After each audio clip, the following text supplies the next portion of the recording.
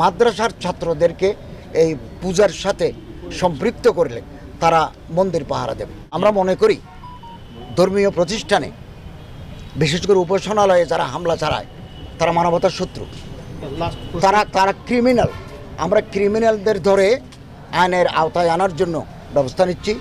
আপনারা জেনে খুশি হবেন, আমরা আইনশৃঙ্খলা রক্ষাকারী কর্তৃপক্ষ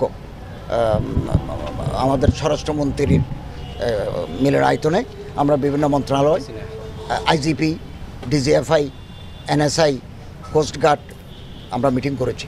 আমরা মিটিং করে জেলা প্রশাসক মহোদয় বাংলাদেশের আমরা ওনাদেরকে জানিয়ে দিয়েছি যে মাদ্রাসার ছাত্রদেরকে এই পূজার সাথে সম্পৃক্ত করলে তারা মন্দির পাহারা দেবে।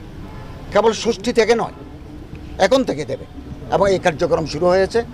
তো আমি আশাবাদী সনাতনী ভাইয়েরা অত্যন্ত রিলিজিয়াস ফারবার, ধর্মীয় উদ্দীপনায় তারা দুর্গাপূজা পালন করতে পারবে। পোষণ করি না, আমরা প্রতিটি জায়গায় পুলিশ নিয়োগ করব, স্ট্রাইকিং ফোর্স থাকবে। আমি আইজিপিকে বলেছি, মিটিংয়ে বলেছি যে আপনি স্ট্রাইকিং ফোর্স দেন যাতে কেউ করতে না পারে, এবং লোকাল মানুষকে ইনভলভ করতে হবে।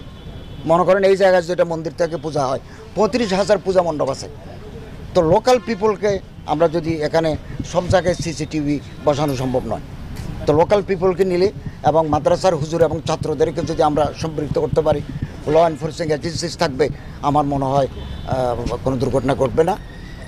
এবং দুর্ঘটনা যদি কেউ ইচ্ছাকৃতভাবে ঘটায়, এগুলো যদি আমাদের নজরে আসে, ধরা পড়ে, আমরা এক্সিস্টিং আইন অনুযায়ী, প্রচলিত আইন অনুযায়ী তার বিরুদ্ধে আইনানুগ ব্যবস্থা নেব।